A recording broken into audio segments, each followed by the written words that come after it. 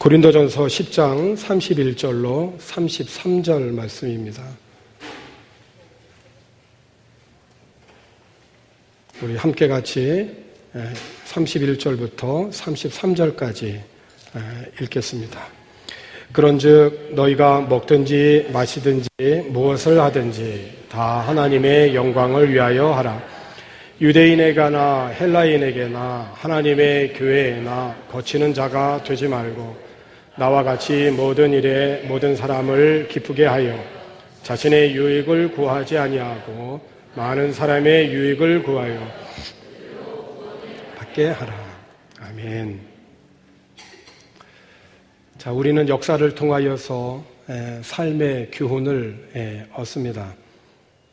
특별히 성경에 기록된 역사는 생명과 구원의 비결을 우리에게 전해주고 또 진리를 우리들에게 깨닫게 해줍니다. 이 역사에서 가장 기적을 많이 체험한 자들은 출애굽 세대들이 아닐까 싶습니다. 출애굽 1세대들은 모두 하나님의 섭리로 구름의 인도를 받았고 기적적으로 홍해를 건너기도 했습니다. 모세는 그들을 종의 상태에서 구원으로 또 죽음에서 생명으로 이끌을 때 그들은 우리들이 세례를 받듯이 물속을 지났습니다.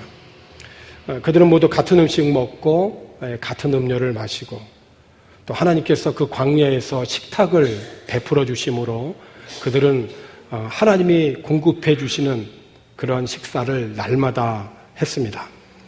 특별히 또 바위 틈에서 솟아나는 물을 마셨습니다. 그러나 하나님의 기적과 은혜를 경험한 것이 그들에게는 큰 의미가 없었던 것 같습니다.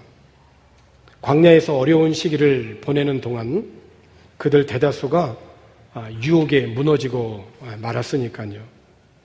모세가 시내산 위에서 40일을 금식하며 기도하는 동안 특별히 하나님께서 친히 쓰신 십계명을 받고 내려올 때에 그 산 아래에서 백성들은 뭐하고 있었느냐? 40일이 지나도 모세가 산에서 내려오지 않자 백성들은 모세가 영원히 산에서 내려오지 않을 것이라고 생각을 하고서 아론에게 몰려가서는 우리를 애굽에서 데리고 온 이 모세라고 하는 사람이 도대체 어떻게 됐는지 알 수가 없다. 우리를 좀 어떻게 해달라고, 우리를 이끌어줄 신을 만들어 달라고 이렇게 조르게 됩니다. 아론은 이제 사태를 파악하고 나서 이렇게 제안을 하죠. 너희들에게 있는 금을 다 가지고 와라. 그래서 그 금을 다 모아서 아론은 금을 가지고 송아지 형상을 만들었습니다. 근데 이게 웬일입니까? 백성들의 반응이 너무 뜨거운 거예요. 그리고 그 앞에 제단을 쌓습니다. 이 신이 너희를 애굽에서 이끌어낸 너희의 신이다라고 이렇게 선포를 하죠. 그랬더니 백성들이 이른 아침부터 일어나서 그 앞에서 번제와 화목제를 드립니다. 그 앞에서 먹고 마시고 파티를 벌이는데 급기야는 아주 난잡한 파티로 변질이 돼버렸습니다. 왜 이렇게 됐을까요?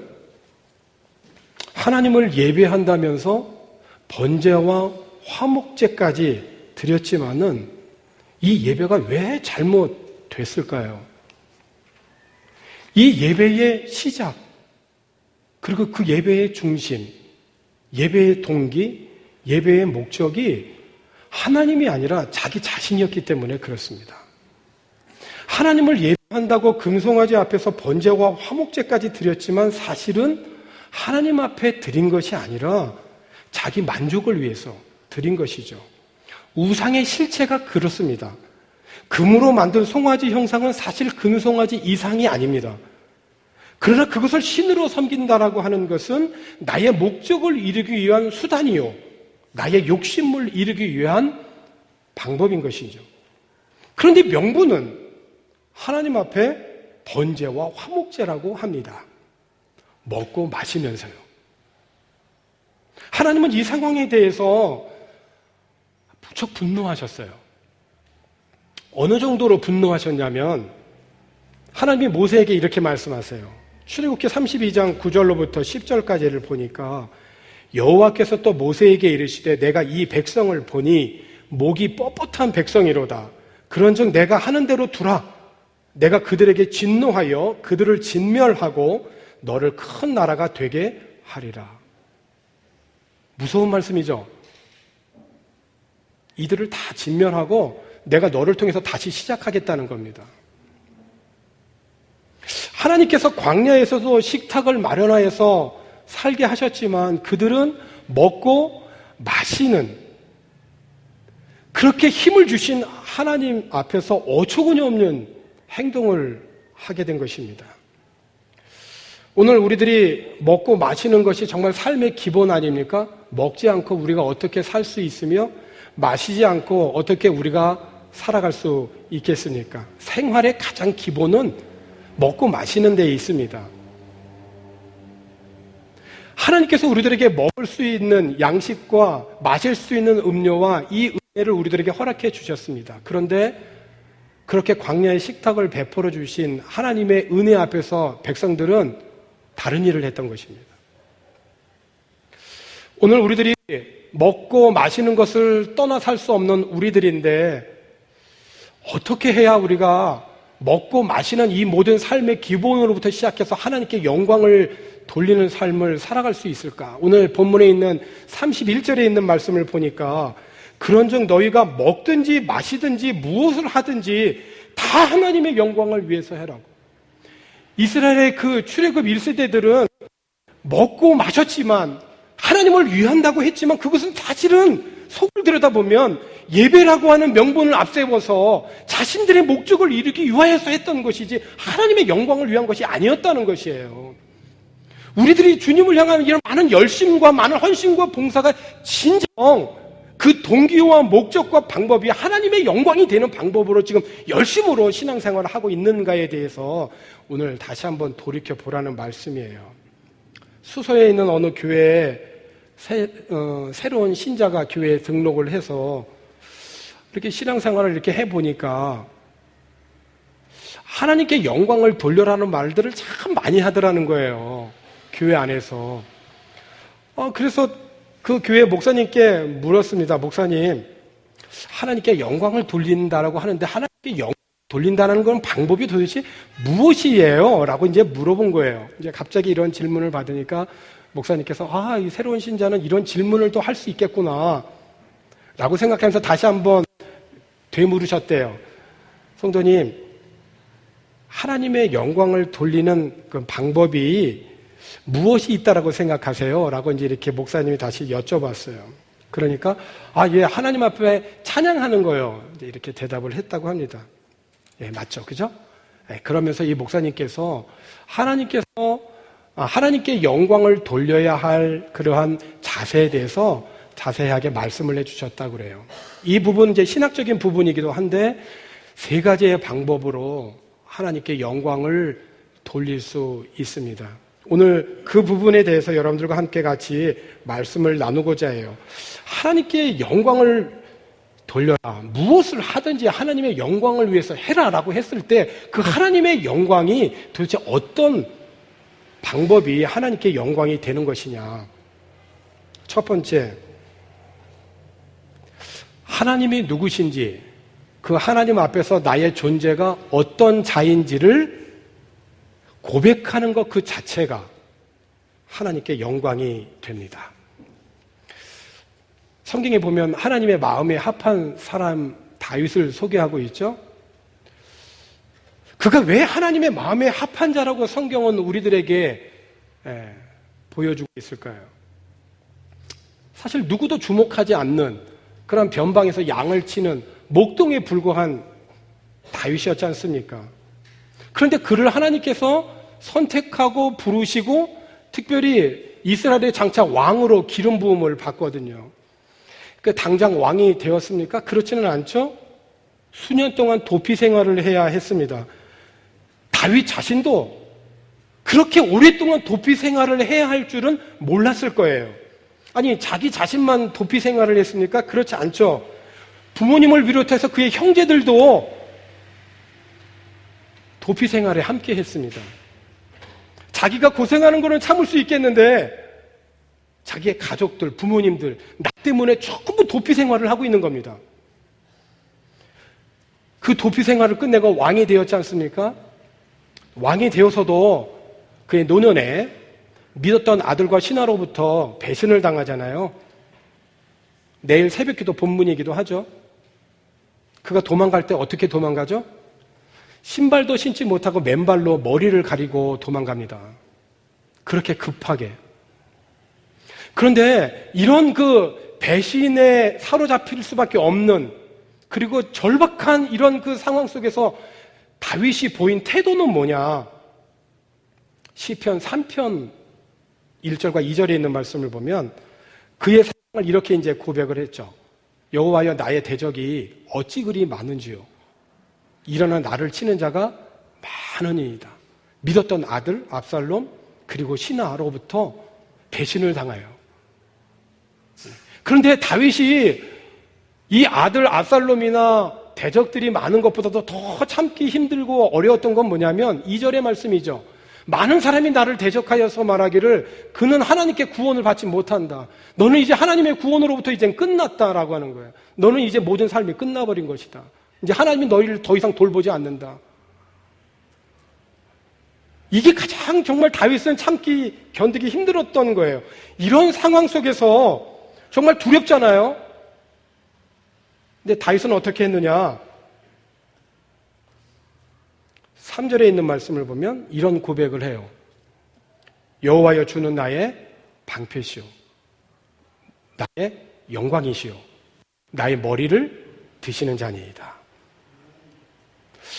하나님이 누구신지를 이 상황 앞에서 이제 고백을 하는 거예요. 그리고 그 기도한 대로 하나님이 나의 머리를 드시는 자이라고, 나를 다시 회복하여 주시를 하나님으로 고백하고 믿었기 때문에 그는 그 위급한 절박한 상황에서도 편하게 누워 잘 수 있었던 거예요. 그래서 4절에 보면 내가 누워 자고 깨었으니 여호와께서 나를 붙드시니라. 여러분, 이런 상황에서 잠이 옵니까? 잠이 오지 않죠. 배신감에 몸이 떨리고 요즘으로 보면 혈압이 올라서 급사하는 겁니다. 그런 상황이에요. 그런데 다윗의 고백은 뭐냐면 6절에 있는 말씀도 보면 천만인이 나를 애워싸 진친다 하여도 나는 두려워 아니하리로다. 그리고 8절에서 이렇게 결론으로 고백하죠. 구원은 여호와께 있사오니 주의 복을 주의 백성에게 내리소서. 그렇습니다, 여러분. 무엇이 하나님의 영광을 돌리는 삶일까요? 그 기초는 뭘까요? 그것은 나의 삶의 현장 속에서 하나님이 어떤 분인지를 바르게 고백할 때 그것 자체가 하나님께 영광이 된다는 거예요. 그리고 그 전능하신 하나님 앞에서 내가 어떤 존재인지를 깨닫고 그분을 믿는 믿음으로 살아가는 것, 그것이 우리들의 삶의 기초라고 하는 거죠. 이 모든 것이 하나님의 것입니다. 하나님은 사랑이십니다. 하나님은 나의 아버지가 되십니다. 이 하나님 아버지의 이 속성을 고백하고 나는 하나님의 사랑받는 자녀라고 하는 것을, 그 하나님이 나를 사랑하셔서 예수님을 나에게 구주로 보내셨다라고 하는 것을 내가 믿고 내가 그렇게 고백하는 거예요. 나는 주님 없이는 살 수 없는 자입니다. 오늘의 나는 주님의 은혜입니다.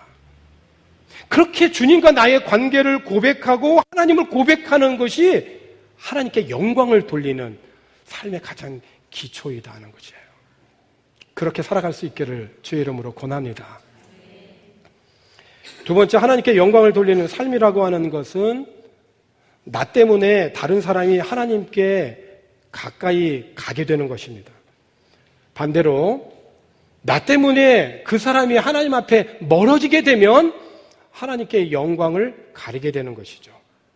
오늘날 우리 그리스도인들이 세상으로부터 욕을 참 많이 듣습니다. 실제로 교회에 등록하고 새로운 세상에 들어왔잖아요. 그러니까 세상의 논리, 그러한 논리 가운데 살아가던 세상의 사람들 가운데 살다가 주님의 몸 된 교회 안으로 이렇게 들어왔잖아요.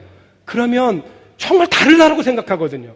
이건 정말 새로운 세상이 자기에게 열린 거거든요. 그런데 새로운 세상에 들어왔는데 자기의 예상하고는 너무 달라.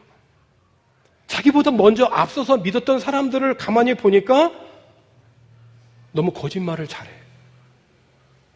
너무 거짓말을 잘해. 그리고 고집은 너무 세. 왜 이렇게 고집이 센지 몰라요. 그리고 또 교만해. 누구도 여기에 예외가 되지 않죠, 그죠? 이렇게 되면 하나님의 영광을 가리게 된다는 거죠. 가끔 이제 한국에 가게 되면은 여기서는 이제 영어나 따갈로그나 이런 언어를 사용하기 때문에 잘 모르죠. 깊이 잘 몰라요. 그죠? 근데 한국에 가면 다 들려요. 그죠? 전철에 가면 다 들려. 이렇게 전철에서 누가 이렇게 하면 저 사람 교회 다니는구나. 다 알아. 그죠? 근데 조용히 얘기하면 되잖아요. 그죠? 집사님 막 이래가면서 그냥 큰 소리로 막 하면서 떠들면서 그냥 거기서 공중도덕을 지키지 않는단 말이죠. 이건 정말 무례한 거죠. 차라리 이제 좀 조용히 있든가. 그죠? 내가 지금 전화를 받을 수 없는 상황이니까 나중에 내가 다시 전화하겠다고 조용히 딱 끊고 그리고 다시 전화를 해야 되잖아요. 거기서 그냥 큰 소리로 나 지금 신방 가는 중이고 뭐 이렇게 이제 막 얘기하죠. 하나님의 영광 가리잖아요. 왜냐하면 우리들은 성경을 읽고 하나님이 어떤 분인지를 알고 깨닫잖아요. 그런데 세상 사람들은 성경을 읽지 않습니다. 뭘 읽을까요? 우리를 보고 읽는 거예요. 우리 그리스도인들의 삶을 보고 그리스도의 편지인 우리들의 삶을 보고 언행을 보고 복음이 어떻겠다. 교회가 어떤 곳이구나를 알게 되는 거예요. 그런데 우리들의 언행을 보고 교회는 무리한 사람들이야. 자기밖에 몰라. 고집이 너무 세고 너무 뻣뻣해. 라고 한다면 그것은 하나님의 영광을 가리게 된다는 것이죠. 반대로 저 사람을 보니까 저 사람이 믿는 하나님을 나도 믿고 싶다. 이게 하나님의 영광을 돌리는 삶이라는 거예요. 사도행 10장에 보면은 로마의 백부장 고넬료의 이야기가 나와요. 여러분도 잘 알다시피 당시 정치적인 상황은 로마가 유대를 다스리던 시대예요. 근데 고넬료는 로마의 백부장으로서 가이사랴에 파견이 된 아주 높은 고위 공직자예요. 군인이에요. 이방인이에요. 그런데 10장에 이미 그가 하나님을 잘 섬기는 사람으로 나왔어요. 읽으면서 이 사람은 어떻게 하나님을 알게 됐을까? 어떻게 그렇게 성령 하나님의 음성을 들을 수 있는 그의 기도와 구제가 천사를 통하여 너가 기도하고 너가 구제하는 거는 하나님 앞에 상달되었다라고 확증까지 해주시거든요. 어떻게 이런 믿음의 사람이 될 수 있었을까? 그는 이방인이었고 가이사랴에 파견이 된 백부장이었단 말이죠. 어떻게 그가 하나님을 알게 됐을까? 어떻게 하나님을 알게 됐을까요? 성경에 기록되어 있지 않아요. 누가 그를 전도했는지에 대해서 나와 있지 않아요. 오병이어의 어린아이처럼 이름이 나와 있지 않아요. 그러나 분명한 것은 그는 하나님을 성실하게 정말 충실하게 섬긴 사람이었다는 거예요. 정한 기도의 시간에 기도하고 구제하고 자기에게 주어진 권력을 남용하지 않고 성령의 음성에 민감해서 그래서 베드로를 청하게 되잖아요. 그리고 그의 집에서 부흥회를 열지 않습니까? 이 부흥회가 초대교회 역사의 중요한 전환점이 되잖아요. 아주 중요한 터닝 포인트예요. 누가 이 고넬료를 전도했을까요? 누군가 성경에 기록되어 있지 않지만 누군가 그 사람에게 선한 영향을 주었지 않겠어요? 하나님을 믿으면 저거구나 라고 누군가 그 고넬료의 마음을 움직였을 거 아니겠어요? 오늘 저와 여러분이 그 누구가 되고 싶은 거죠. 누군가 다른 사람의 신앙의 기초를 세워주는 거예요. 선한 영향을 주는 거예요. 저렇게 믿으면 하나님을 정말 잘 믿는 거구나. 나도 저렇게 되고 싶다. 라고 그렇게 생각하는 거죠. 오늘 저와 여러분 그리고 우리 교회를 통해서 사람들이 하나님께 가까이 나아가는 이 구원과 축복의 통로가 되기를 권합니다. 마지막 세 번째, 하나님께 영광이 되는 삶은 먹든지 마시든지 무엇을 하든지 하나님께 영광 돌린다는 것이 무엇인지 항상 생각하는 사람들이에요. 하나님께 영광을 돌린다라고 하는 것이 정말 대단한 것만이 아닙니다. 먹는 것부터 시작하는 거거든요. 먹든지 마시든지 무엇을 하든지라고 했잖아요. 이게 먹는 것은 가장 기본이잖아요. 그러니까 우리의 삶의 가장 일상적인 기본으로부터 하나님의 영광을 위하는 삶이에요. 무엇을 먹을 때도 이걸 먹으면 하나님께 영광이 될까? 이걸 마시면 이것이 하나님께 영광이 되는가? 그걸 생각하면서 먹고 마시라는 거죠. 내 삶의 가장 기본이 되는 먹는 것과 마시는 것이 하나님의 영광과 직결되어 있다는 것입니다. 이것을 내가 먹고 마심으로 이 복음의 이미지가, 교회의 이미지가 직결되어 있다는 거예요. 생각 없이 이걸 먹고 마시게 되면 세상 사람들뿐만 아니라 교회 안에 있는 연약한 믿음의 사람들도 시험을 받는 거거든요. 오늘 본문 31절의 시작이 그런즉 이렇게 시작하잖아요. 그런즉 너희가 먹든지 마시든지 하잖아요. 다시 말하면 그런즉이라고 하는 말은 앞에 있는 모든 말을 다 받고 있는 거예요. 그러니까 앞에 있는 내용을 먼저 살펴봐야 되는 거죠. 먹든지 마시든지에 대한 내용들이 앞에 있다는 거예요. 23절인 건데 23절에 모든 것이 가하나 모든 것이 유익한 것은 아니요 모든 것이 가하나 모든 것이 덕을 세우는 것은 아니니 그랬어요. 이를테면 어떤 음식이 있잖아요. 이 음식을 먹을 자유가 나한테 있습니다. 가하다라고 하는 말은 가능하다, 합법적이다, 괜찮다. 그런데 모든 것에 자유하지만 그리스도인들이 반드시 한 가지 먼저 물어봐야 될 것이 있다는 거예요. 그것은 뭐냐면 이게 유익한 것인가? 이게 덕이 되는 것인가? 23절 다시 볼게요. 모든 것이 가하나 모든 것이 유익한 것은 아니다. 모든 것이 가하나 모든 것이 덕을 세우는 것은 아니다. 그러니까 이걸 내가 먹어도 가능해. 이걸 내가 해도 돼. 이거를 내가 무엇인지 해도 돼. 그런데 항상 생각해 보라는 거예요. 이게 유익한가? 이게 덕이 되는가? 생각해 보라는 거예요. 성인이 됐습니다. 성인 영화를 봐도 될까요? 안 될까요? 가하죠. 성인이니까 가합니다. 그런데 한 가지 먼저 물어봐야 된다는 거예요. 그걸 보면 유익하냐? 너가 정말로 신앙생활 하는데 유익하냐? 그거를 보면, 그거를 하면 너의 가족과 모든 사람들에게 덕이 되냐 그게? 이거를 생각해 보라는 거예요. 특별히 여기 음식에 관련된 문제잖아요. 이 음식을 먹어도 나는 괜찮아. 가능해. 왜? 26절에 있는 말씀을 보면 이는 땅과 거기 충만한 것이 누구의 것이죠? 주님의 것이에요. 주님의 것이니까 다 가능해. 뭐든지 먹어도 돼. 자유해. 문제될 게 없어.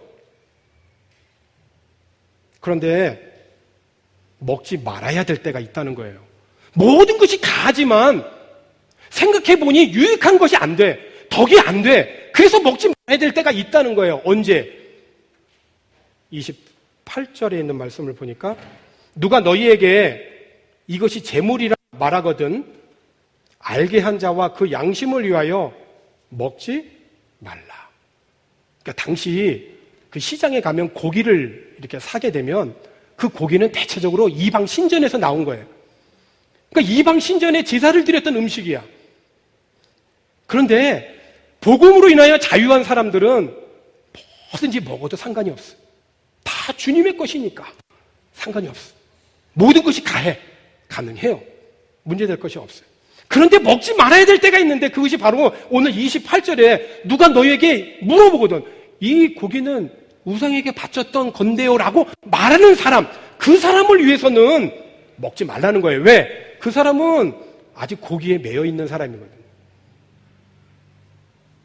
아직 복음의 자유 안에 있지 못하거든요. 아직 양심과 그 신앙이 아직 연약한 자이거든. 그거를 그 앞에서 나는 괜찮아, 난 자유해, 그래서 먹게 되면 그 사람은 더 나아가는 거예요. 아, 이방신전에 뭐 제사해도 상관이 없네.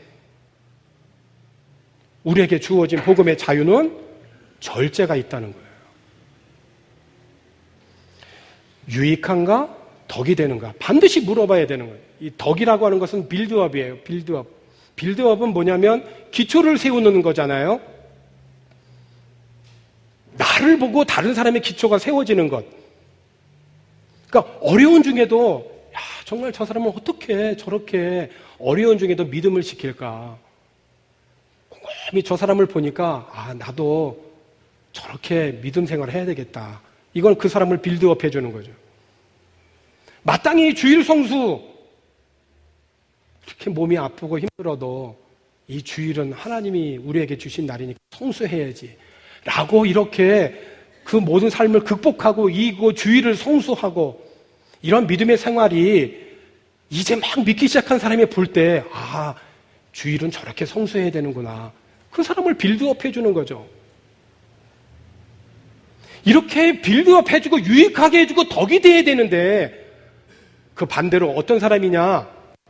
32절에 있는 말씀을 보면 유대인에게나 헬라인에게나 하나님의 교회에나 거치는 자가 되지 마라. 거친다라고 하는 말은 걸려서 넘어지게 하는 거잖아요. 아니 그냥 그 길을 잘 가게 하면 되는데 거기다 꼭 뭘 이렇게 돌을 놔. 말로 돌을 놓고 무엇으로 돌을 놓고 그래서 그 사람을 넘어지게 해. 거치게 해. 그 거치게 하지 말라는 거예요. 우리는 복음의 이미지를 전달하는 그리스도의 편지이거든요.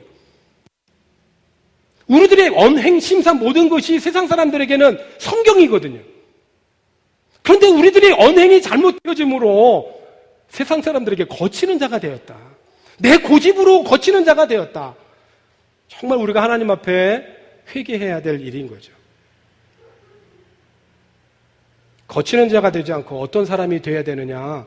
33절 나와 같이 모든 일에 모든 사람을 기쁘게 하여 자신의 유익을 구하지 아니하고 많은 사람의 유익을 구하여 결국 무엇을 얻게 하려고요? 구원을 받게 하라고. 이게 하나님의 우리를 향한 마음인 거예요. 이렇게 살아야지 하나님의 영광이 되는 삶이라는 거예요. 나의 유익을 구치 말고 다른 사람의 유익을 구하라고, 다른 사람에게 빌드업을 하라고, 덕이 되라고. 그래서 그들로 하여금 구원을 받게 하게 하고. 사랑하는 성도 여러분, 우리가 어떻게 하면 정말 하나님께 영광을 돌리는 삶을 살아갈 수 있겠습니까? 다른 영혼에 대한 부담감을 가져야 되고 복음에 대하여서 내가 책임을 가져야 돼요. 바교에서 우리들은 바교 행복한 교회의 대표 선수들이거든요. 하나님에 대한 갈망이 있어야 돼요. 적어도 무엇을 하든지 우리는 이것을 먼저 묻고 행동하라는 거예요. 이것이 유익한가? 이렇게 하면 저 사람에게 유익한가? 이렇게 하면 덕이 되는가? 이렇게 할 때 정말 하나님께 영광이 되는가? 그래서 여러분, 거치는 자가 되지 말고 유익을 구하는, 하나님께 무엇을 하든지 영광을 돌리는, 그래서 많은 사람들로 하여금 구원을 이루게 하는 영광의 도구가 되어지기를 주님의 이름으로 권합니다. 하나님 아버지,